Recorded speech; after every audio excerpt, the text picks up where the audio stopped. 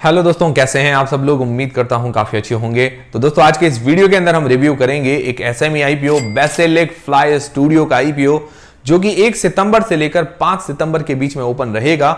और इस आईपीओ के रिव्यू की डिमांड बहुत ज्यादा आ रही थी कमेंट्स के अंदर कि भाई इसका रिव्यू किया जाए, क्योंकि इस आईपीओ की जो डिमांड है ग्रे मार्केट के अंदर बहुत ही जबरदस्त चल रही है और सभी लोग क्या है कि फायदा तो कमाना चाहते हैं, तो इसकी डिटेल्स, इसकी जानकारी होना आवश्यक है। इसीलिए क्या है कि बहुत ज्यादा डिमांड आ रही थी। तो मैं इसके रिव्यू तो कर दूंगा और इसकी डिटेल्स आपको दे दूंगा, जिससे आपकी हेल्प हो जाएगी। अप्लाई करना है नहीं करना उसका डिसीजन आप आसानी से ले पाएंगे।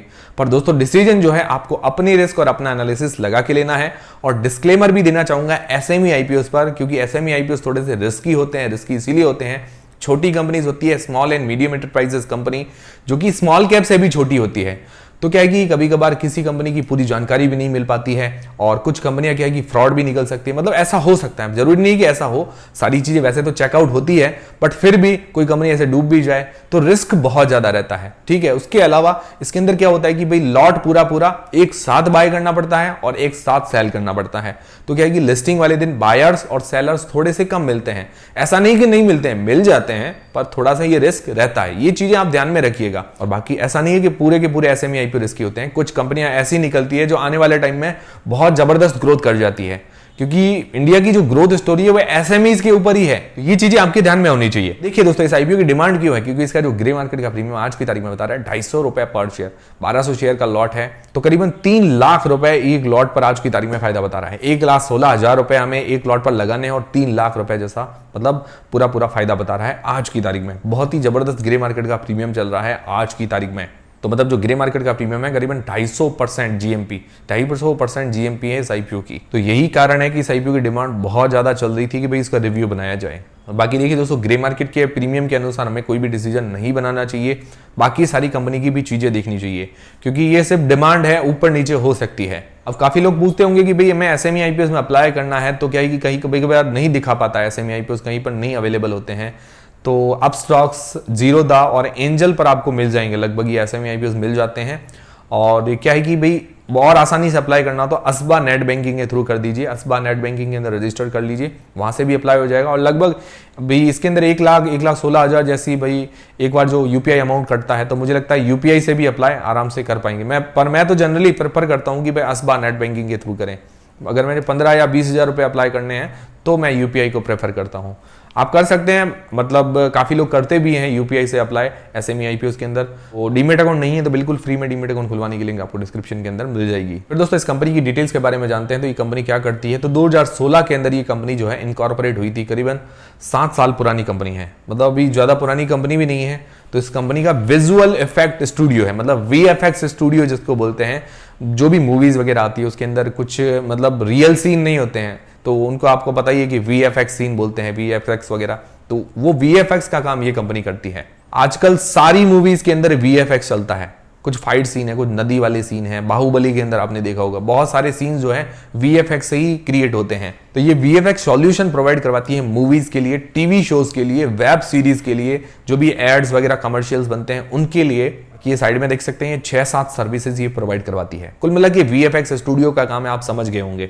और उसके पास 500 स्किल्ड वर्कर्स है, मतलब ये तो बहुत बढ़िया टीम है। उसके अलावा पुणे, लंदन और वैंकूवर, मतलब इंडिया के अंदर भी है, कनाडा के अंदर भी है और यूके के अंदर भी इसकी ब्रांचेस है।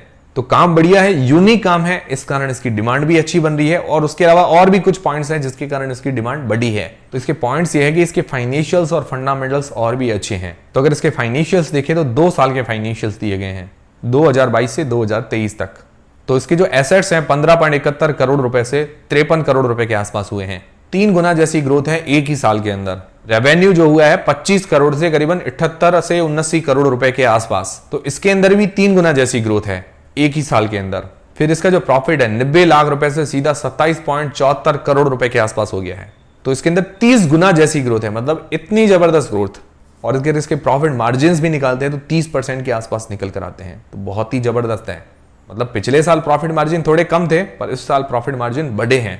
और देखा जाए तो इसका रॉ मटेरियल जो है वो है कंप्यूटर। एक बार कंप्यूटर के अंदर, अच्छे कंप्यूटर्स के अंदर इन्वेस्ट कर दिया, फिर तो क्या है कि काफी टाइम ज्यादा इन्वेस्टमेंट नहीं करना पड़ता, थोड़ा रिपेयरिंग वगैरह मेंटेनेंस में खर्चा आता है। बाकी ज्यादा आप देखते हैं कि इतना ज्यादा खर्चा नहीं आता। जो सैलरी होती है, सैलरी पे ज्यादा खर्चा जाता है। जो भी स्किल्ड वर्कर्स, आईटी प्रोफेशनल या आईटी इंजीनियर्स होते हैं, उन पर खर्चा जाता है। तो इस कारण हो सकता है इसके प्रॉफिट मार्जिन थोड़े हाई हैं। बाकी इसके हाथ में रिजर्व कैश है 14.66 करोड़ रुपए की, और उधारी है करीबन 4 करोड़ रुपए से ऊपर की। तो देखा जाए ये अपनी उधारी चुकाने की कैपेसिटी रखती है, जिस हिसाब से इसका रिजर्व कैश है, इसका एनुअल प्रॉफिट है, तो ये कैपेसिटी रखती है, कभी भी अपना लोन चुका सकती है। फिर इसका प्राइस टू अर्निंग रेशियो करीबन 8 का निकल कर आता है। इसकी ROE 155% की, ROCE 104% की, रिटर्न ऑन नेट वर्थ करीबन 87% का है। तो ये बहुत ही जबरदस्त है। मिनिमम 15% होते हैं ये तीनों तो अच्छी कंपनी मानी जाती है, पर इनके 100% के आसपास है, बहुत ही जबरदस्त है।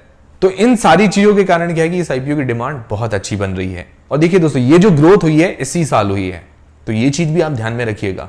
पिछले साल प्रॉफिट मार्जिन्स कम थे, एकदम से जबरदस्त जंप मिलने लगा है। हो सकता है बड़े ऑर्डर्स मिले हो, क्योंकि मुझे इसकी ज्यादा जानकारी नहीं है, जो है वो मैं आपको बता रहा हूं। फिर दोस्तों IPO की डिटेल्स के बारे में बात करें तो 1 सितंबर से लेकर 5 सितंबर के बीच में IPO ओपन रहेगा। 92 रुपए से लेकर 97 रुपए के बीच में इसका प्राइस बैंड है। 1200 शेयर का ये लॉट है। इसका इश्यू साइज है करीबन 66 करोड़ रुपए का, जिसके अंदर फ्रेश इश्यू जो नए शेयर है 60 करोड़ रुपए के, जो कि इसकी सब्सिडरीज या जो भी इसकी ऑफिसेस हैं उनको डेवलप करने की काम में लेंगे ये सारे पैसे। OFS के अंदर करीबन 5.8 करोड़ रुपए की अपनी हिस्सेदारी ये सेल करेंगे। तो ठीक है, IPO मतलब ज्यादातर हिस्सा है फ्रेश इश्यू के अंदर जाएगा, वो अच्छी बात है। दोस्तों ये हो गई सारे IPO की डिटेल्स। अब दोस्तों सबसे मेन सवाल आता है क्या इस IPO में अप्लाई करना चाहिए, नहीं करना चाहिए, करे तो लिस्टिंग गेन्स या लॉन्ग टर्म के हिसाब से। तो देखिए दोस्तों, बात करें अगर SME IPOs की, तो मैं जनरली प्रेफर करता हूं कि सिर्फ लिस्टिंग गेन्स के लिए अप्लाई करें, क्योंकि छोटी कंपनीज होती है, रिस्क ज़्यादा होता है और हमें अच्छा प्रॉफिट मिल जाता है, फिर एग्जिट होना सबसे बढ़िया रहता है। क्योंकि स्मॉल कैप से भी छोटी है तो रिस्क बहुत ज़्यादा रहता है। ऐसा नहीं है कि कंपनियां बड़ी नहीं होती, आने वाले टाइम में अगर कंपनियां अच्छा परफॉर्मेंस करती है, लगातार अपना फाइनेंशियल्स सुधार के रखती है, तो बहुत अच्छी ग्रोथ भी कर सकती है, ऐसा कुछ भी नहीं है। बट फिर भी क्या है कि मैं प्रेफर यही करता हूं कि ज्यादा रिस्क ना हो, प्रॉफिट मिल गया, एग्जिट हो गए, बढ़िया है। ये पर्सनल मेरी स्ट्रेटेजी रहती है।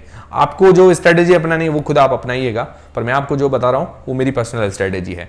बाकी ओवरऑल कंपनी के परफॉर्मेंस को देखते हुए मुझे लॉन्ग टर्म में भी ठीक नजर आ रही है, पर मुझे लगता है कि जो इसका ग्रे मार्केट का प्रीमियम चल रहा है 250% के आसपास का, 250 रुपए पर शेयर, एक शेयर पे फायदा बता रहा है। मतलब आपने इसका प्राइस बैंड देखा कि भाई 100 रुपए के आसपास इसका प्राइस बैंड है, 250 रुपए इसका ग्रे मार्केट का प्रीमियम है। मान लो थोड़ी डिमांड और बढ़ गई तो 350 से 400 के बीच में लिस्टिंग हो सकती है। ऑलरेडी 350 से 400 के बीच में लिस्टिंग होगी तो इसका प्राइस भी बढ़ जाएगा, वैल्यूएशंस ऑलरेडी हाई हो जाएगी लिस्टिंग के बाद।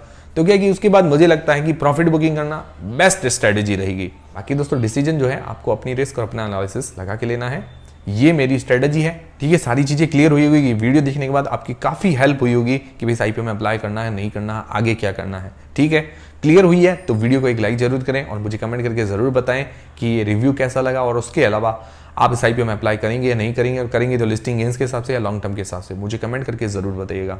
और वीडियो अगर पसंद आए तो लाइक जरूर कीजिए। टेलीग्राम, इंस्टाग्राम और फ्री में डीमेट अकाउंट सबकी लिंक डिस्क्रिप्शन के अंदर है। मिलते हैं दोस्तों अगले वीडियो के अंदर।